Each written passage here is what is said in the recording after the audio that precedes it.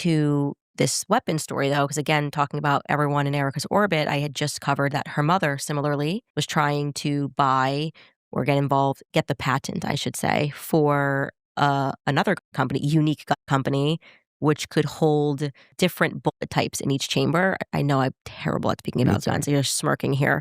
What do we? The cylinder. Yeah. Haha. Different There you go. rifling in each cylinder, which is super unique. What if I told you that on September 10th, a manufacturer of one of the most unique foldable tactical devices out there, the kind soldiers and law enforcement use in the field, confirmed that one of his products had been stolen and later linked to a crime? You know the type of device I'm talking about? We don't need to spell it out. Now, what if I told you that someone who allegedly wanted many of those devices, years before any of this went down, was Pastor Victor Marx, a pastor who, according to what's been put out there, allegedly wanted a whole lot of them for what some are calling a little A army. Wild, right? And here's where it gets even messier.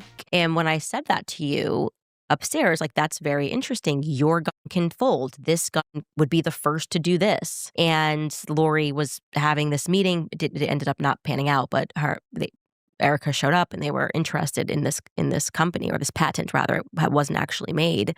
And I thought, what do you think it is about these super unique guns that they're interested in? And I would like to hear your perspective. And Erika Kirk was reportedly very close to that same pastor, even after the now famous fallout between Charlie Kirk and him, which Candace Owens herself allegedly brought to light. Erika somehow keeps ending up in close proximity to firearms, questionable charities, and shady pastors. As Candace put it, it's just weird. Candace didn't stop there. She brought the actual manufacturer of that foldable tactical weapon onto her platform, and once again, broke the internet, alleged connections, eye-opening discoveries, and dots that are hard to ignore. She sat down with Corby, and the people demanded a breakdown. So here we are. We are not going through the entire interview. We're cutting straight to the biggest bombshells and connecting the dots. So let's talk about the weapon itself. Corby Hall's patented compact folding quick barrel swap, AR-15, a one-of-a-kind piece of engineering. It was sold to a Texas police officer in June 2024. Less than a month later, on July 4th, 2024. And to talk about September 10th, because I think if there was a shot fired, could it have been closer? Could somebody have had it in their backpack? Again, we're surmising here. We are totally not saying this is how it went down, but it certainly makes for a compelling conversation. Yeah, so that I got to see a video rendition of what the product that you're talking about. It looks like a revolver, and it seemed to have multiple chambers that each have different calibers built into it. The Fold AR has several unique features to it. One being that it can fold, obviously, and the other that is not so obvious is the quick change barrel system. And so with just a push of a pen, you can take the entire barrel system off and swap it with a different barrel system of a different length or caliber. It was allegedly stolen right out of that officer's vehicle. Then, on the exact morning Charlie Kirk arrived at his location on September 10th, the ATF sent a trace request directly to Corby Hall, the manufacturer, confirming that device had been connected to a crime. Speculation.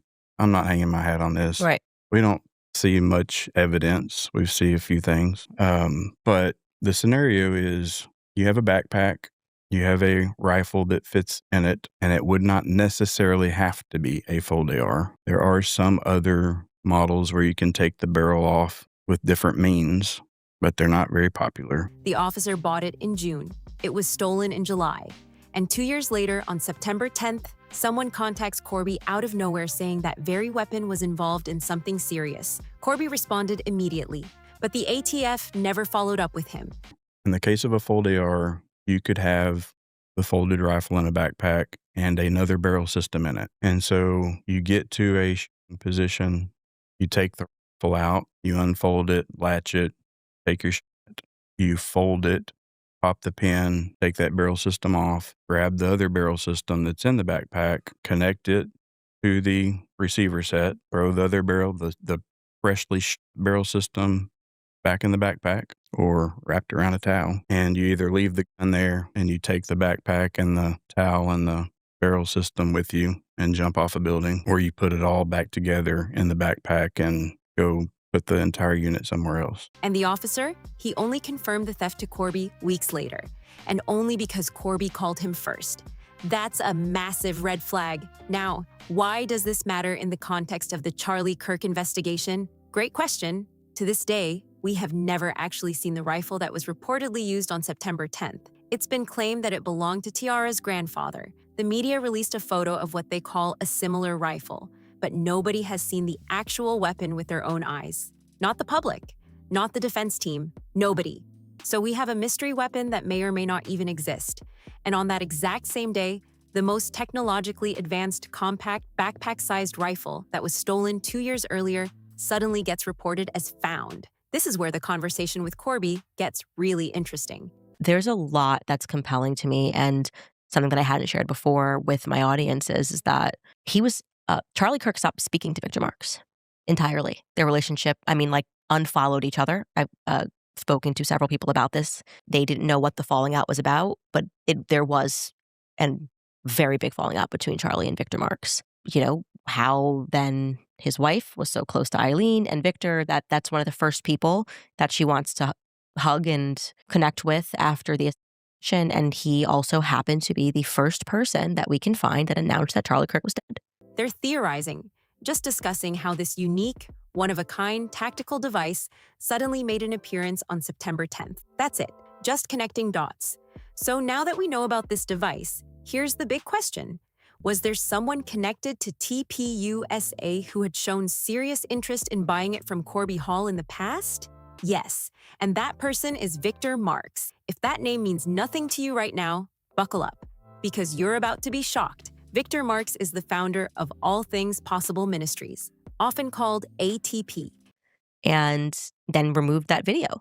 I just find that to be really interesting. And hopefully we will get some answers from Victor Marx about what his falling out was with Charlie Kirk. If that was ever patched out, actually, I don't know if it was. His relationship with Erika makes me uncomfortable, given the fact that I had already arrived at a question mark about the Egyptian planes. My thesis was that they were trafficking weapons based off of the pattern over 3 years, beginning in the same time frame that you're discussing in 2023. And she happens to have a proximity to a lot of pastors that have interesting pasts and presence and always a finger on charities. And I find that not to be coincidental. I don't find that to be coincidental. And he's a former U.S. Marine, a martial arts expert, holds multiple high-degree black belts, and was once recognized for breaking the world record for the fastest gun disarm. He presents himself as a high-risk humanitarian, with a ministry that focuses on helping traumatized young survivors, widows, and vulnerable people in dangerous regions. But there just sort of seems to be a lot of these connecting themes with, my heart's in the right place, I'm doing charity, I'm doing this is the theme of the charity, I'm protecting orphanages. And I think that there potentially could be more here. And I think the biggest theme, and the one that's the most upsetting in listening to including those in conflict zones and orphanages. He also has a dramatic personal story. Victor says he survived a brutal childhood, and that faith and discipline completely turned his life around. Candace pointed out that Victor's own website once listed him as a pastor, but he now publicly says he is not one. Corby confirmed this too. Here's where it gets uncomfortable. After Charlie passed, Victor and his wife Eileen were among the very first people by Erika's side. There are public videos and posts showing Eileen hugging Erika and Victor, posting about being with her and the children in those first devastating days. Victor was also one of the earliest public voices to announce Charlie's passing, and then deleted that post. He posted first, then deleted it. Let that sink in. And here's the kicker. This is someone who reportedly had some kind of falling out with Charlie before all of this happened. Yet there he was. Our story, the current that runs through all of this is this faux faith. And it feels like the entire world was given this retooling prayer, so to speak, after Charlie died. I feel like we went through that, but publicly, where suddenly we're being told this is all God ordained, and this is who you have to follow, and this is who you need to listen to, and if you question this, you've got demons on you. And this is, I think, what was so compelling about your story, because it was a microcosm of what we have seen happen since Charlie passed away, and we have this Victor Marx connection. And I find the manner in which he dealt with you to be sort of the manner in which Turning Point, the stage, everything, they have dealt with us publicly. Like, this is what God has ordained and nobody should question this. And yet we all feel the darkness. Everyone. Front and center, right after, Candace has been very vocal about how fast and how closely Victor and Eileen moved in, and it raises serious questions. TPUSA seems to have a very specific taste in the people they surround themselves with, and the deeper this story goes, the more uncomfortable it gets. Candace actually invited both Corby and Victor Marx to sit down together, face to face, to talk everything out on her platform. But Victor refused. He said he would only appear if Corby was not there. That's exactly why Candace ended up sitting down with Corby alone. So here's a summary of Corby's story and his claims about Victor Marx. We're walking and he's saying, well, you'll need your guns. And that's when he stops walking. I stop, and then he tells the bodyguard to step back a few paces. And I stop and I'm looking at him, and I say, well, yeah, that they have 3,700 schools. They're going to put a IF guy in each of the schools, and he's looking at me. He says, no, they need 50,000 for operations in Gaza and Lebanon and Syria. So I'm just at this point, like, it's too many red flags for me. I'm just staring at him, and he's staring back, and he finally starts walking again after 15 or so seconds, and he says, that's why I'm not ever engaging in scripture with you. In late 2023, Corby and his wife drove all the way from East Texas to Victor's home in Colorado Springs, because Victor had expressed serious interest in Corby's compact folding tactical platform. They connected immediately. Victor even performed a long spiritual ritual on both Corby and his wife, something called a retooling prayer. From there, what Corby believed was a genuine mentorship and business relationship began to grow. Victor officiated Corby's wedding in Las Vegas, and they began planning a signature series together. But then, the requests started shifting. Victor began asking for specific long-range devices. Then he started requesting batches of the compact folding platforms, claiming they were for high-risk overseas operations. Corby says he turned those requests down flat because something felt seriously off. His whole mission was to see his devices used to protect the vulnerable, especially young survivors. Not like this. Corby's whole vision was to see his devices used to protect the vulnerable. And I start walking along with them, and I'm just wondering in my head, like, wow, that what's scripture got to do with guns? Idea. And I'm not against IF. It's just what you're saying is that all the guns have to go to the, like, what about the school mission? Like, we agreed that this rifle was designed to protect kids in schools. So if 50,000 are going, like, who's going to make those? How long is it going to take? And, like, how are we going to get guns on the back of SROs here? All going on in my head, and just confused about the whole situation. Like, where did this get so far off track? And so again, like, that was the moment that that I was done, but I didn't say it. At schools, for example, given everything that's been happening across the country over the past few years, but allegedly, Victor Marx had very different plans. Victor started out as a mentor to Corby, especially in faith.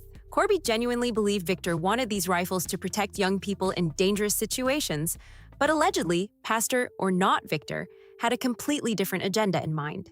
It looks like he may have wanted to build a business connected to certain groups, and Corby's moral compass was standing directly in the way of that. But here's where the story takes a sharp turn. Victor, presenting himself as a charitable man of God, allegedly told Corby he needed the devices to protect orphanages, specifically in Haiti, not local schools, not local orphanages, Haiti. And according to Corby, the way Victor said it was deeply unsettling. Now, I received a message from someone who wanted to stay anonymous.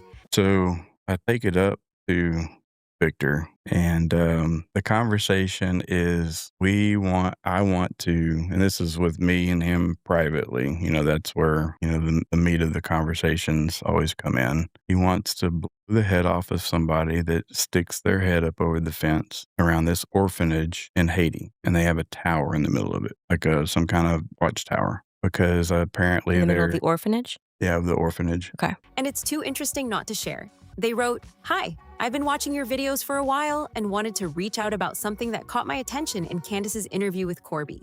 At around 56:04, Corby starts talking about shooting watermelons, and Victor allegedly shifts the conversation toward people. Candace asks if there's a deeper meaning, but he really only brings up Haiti. It struck me immediately that watermelon could be used as code for Palestinians.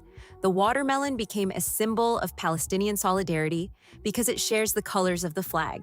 People have been putting the emoji in their bios across social media to show support for years now. It feels like a hidden message. We have these, and we will use them. That watermelon trend didn't just start recently either. We all remember it exploding on TikTok. So that's a theory worth sitting with. Drop your thoughts in the comments. Did that cross your mind too? Now, back to what Corby revealed during the interview. And this part is deeply troubling. Victor allegedly used heavy spiritual manipulation tactics on Corby. And, he's saying that people are jumping over the fence, climbing over, and trying to rob or whatever the orphanage. And so, tell him, yeah, I'm not going to leave it here if that's what you're doing. And, we had a conversation before about shooting watermelons, a previous conversation about shooting watermelons at 1,000 yards. But when I got there, the conversation shifted. Now we're in person, and he wants to talk about People. shooting people. Yeah. And I just want to back this up. When he's initially, because we do have that message and we're going to show that message, when you guys Things like the so-called retooling prayer, making Corby feel like he had dark energy attached to him, and flipping the narrative to paint Corby as the problem every single time he questioned Victor or said no to a request. That's a textbook Darvo pattern. Deny, attack, reverse victim, and offender. And Candace is now saying that same exact playbook is being used publicly, this time with Erika and the inner circle at Turning Point. Take, for example, the moment Erika suddenly pulled out of the University of Georgia event at the last minute. The explanation given, security concerns. But people aren't buying it. They claim she was receiving threats and then turned right around and attacked everyone who dared to question the decision, painting themselves as the victims. Candace called it out immediately. This is the same Darvo strategy, just playing out on a much bigger, very public stage. And it all started happening right after Charlie passed. initially having that conversation about watermelons, did you think he was talking about watermelons, or did you think it could be code because you kind of know him a little bit now? And he's like, hey, I'm just wondering if we could, or were you thinking no, he just really means if we were to test it with the watermelon, what was your thought process when you were first having the conversation via text about watermelons from 1,000 yards? Did you think that there might have been some innuendo reading between the lines? No, you just thought he was shooting straight because he had never made a Yeah. weird request before this. So you were Right. he just wants to know if, okay. The crowd was small. Erika didn't come out on stage. And suddenly, the narrative flipped to them being the targets of some kind of threat campaign. Classic move. But here's where it gets even more explosive. Because since that interview aired, the University of Georgia's Turning Point chapter president posted a letter explaining why she was resigning. Yes, resigning, suddenly and publicly. Her name is Caroline Maddox, and she didn't hold back. Here's what she said. My name is Carolyn Maddox, and I'm the president of Turning Point USA at the University of Georgia. Being a part of TUSA has been a dream of mine for a very long time, and I was prepared to devote my college years to building the UGA chapter and carrying on Charlie Kirk's legacy. Turning Point USA was founded to promote truth, fight for conservative values, encourage independent thought, and defend free speech. However, it became abundantly clear to me, following our event on April 14th, that TPUSA's mission and purpose. And when I say that we are going through this on a large scale, and it was exactly how my experience with Turning Point after, when you walked in tonight, I was on the phone with actually the president of the University of Georgia, and and this is for the Turning Point USA chapter, and there had just been this situation where Erika wasn't going because the crowd size, and she said that was it. It was the crowd size. We told them that it wasn't going to be a big crowd. We were concerned the entire time. We had communicated this to them, that people didn't want to go. Conservatives didn't want to go because they don't like Erika. And they told us to keep going. And then Erika abandons that commitment in the last moment, and they get on stage and they blame the world. Have been lost along the way. It became evident to me that the organization's current direction, no longer aligns with the principles upon which it was founded. I witnessed firsthand what I believe to be the organization's true direction following Charlie's passing, and I have significant concerns about its messaging and current trajectory. In light of this, I am resigning from my position as president of the Turning Point USA chapter at the University of Georgia. A sitting chapter president, someone who called this her dream, walked away. That statement speaks volumes. While I am grateful for the experiences, lessons, and people this chapter has brought me, I can no longer in good conscience continue to represent an organization that I believe has strayed so far from its original purpose and principles. Charlie spent his life fighting for truth, and I do not believe he would stand for the blatant dishonesty now being spread by the organization that he built. His mission was never about numbers, appearances, or relevance. He showed people the beauty of just having a conversation and inspired an entire generation to make a change. His mission was never about performing, but about encouraging my generation and future generations to stand up for what is right and fight to save America. I remain committed to standing for truth and fighting for the future of our country, and I will continue to stand firmly in that mission. I know I'm not alone, and I look forward to standing alongside others who value integrity. It's like you didn't show up for your commitment, and now you're telling the world that she had debt attacks or debts, and that wasn't true. And so the students are resigning. She's resigning her post, and she said, "I examine the same psychological tactics."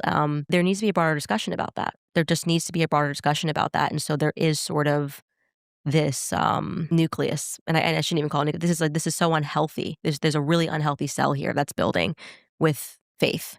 It's not really faith. It's a cult. I think it's actually a cult in practice, is what he was doing. I think there was a father. If you actually spoke to a priest about everything that happened, I was watching an interview with Father Ripperger. I don't know if you got to see that. I did, yeah. Incredible. It was incredible to hear him speak about some of those things. I found it to be incredible, and I haven't even finished. Think for themselves and have the courage to do what is right, even when it's not easy or popular.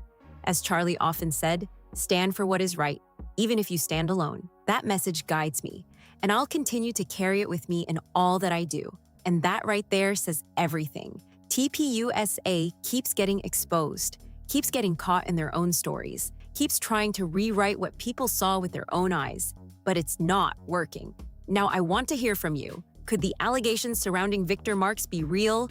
Could it all connect back to September 10th? The dots are there. You tell me what you see. Drop your thoughts in the comments below. This conversation is just getting started. If this video gave you something to think about, hit that like button and share it with someone who needs to see this. And if you haven't subscribed yet, do it now and turn on notifications so you never miss another episode. See you in the next one.